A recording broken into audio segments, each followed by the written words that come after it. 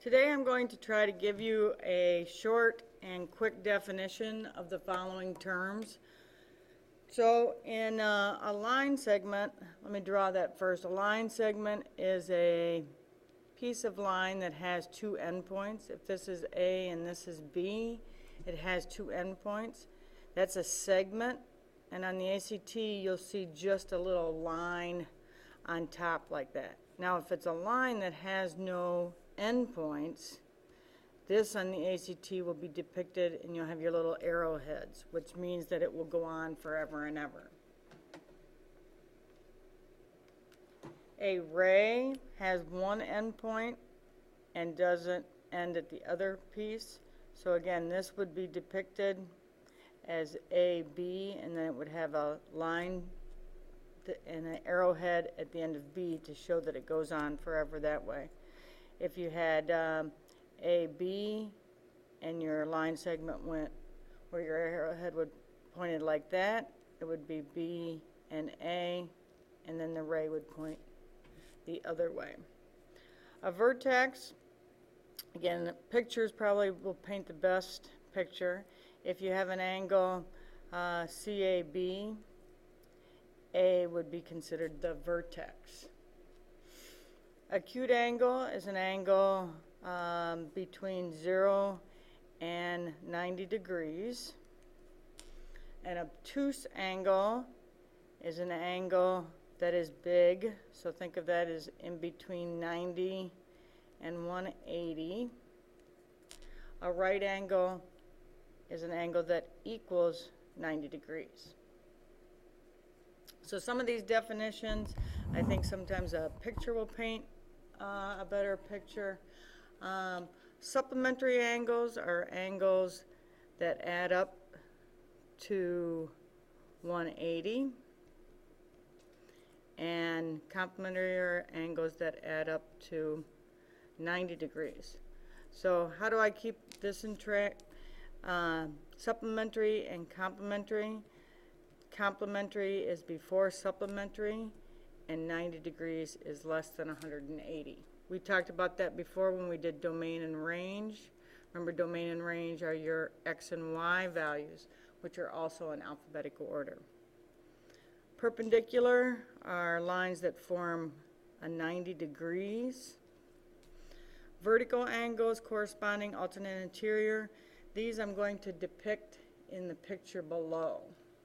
So if you will draw yourself a similar picture in your notes and label these angles as 1, 2, 3, 4, 5, 6, 7, 8. I think talking about vertical angles and corresponding alternate interior will help you with those. So vertical angles, actually a group of vertical angles are 2 and 3. So notice 2 and 3 are across from each other. 1 and 4 are vertical angles, which makes 5 and 8 vertical angles, and 6 and 7.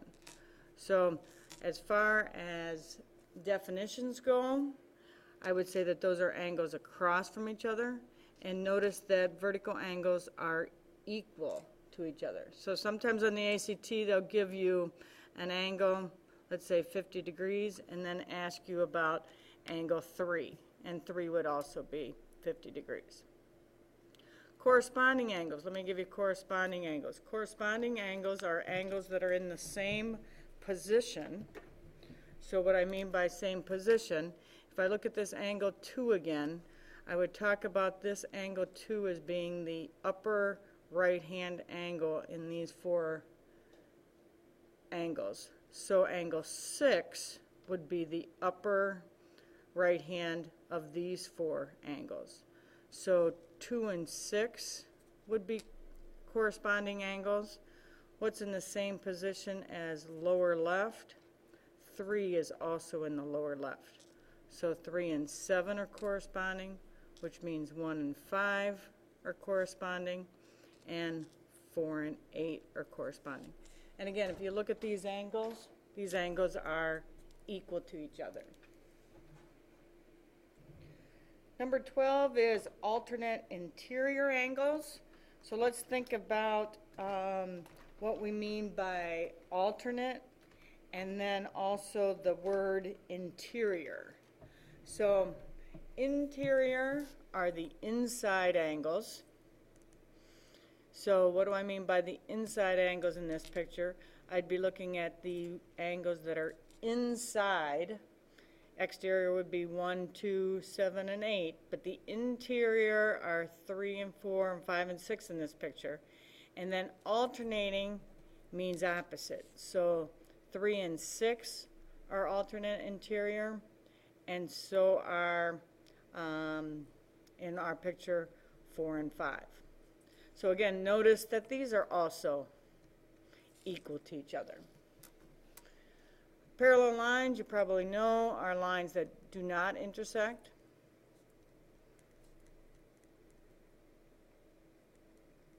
A transversal, in this picture, AH is the line that's called a transversal. It cuts two parallel lines. And the parallel lines in this picture are CD and FG. All angles in a triangle add up to 180 degrees. And these will probably be enough notes. Stop your recording now and try skill 11 worksheets. They're typical ACT type questions that these definitions will help you with those questions.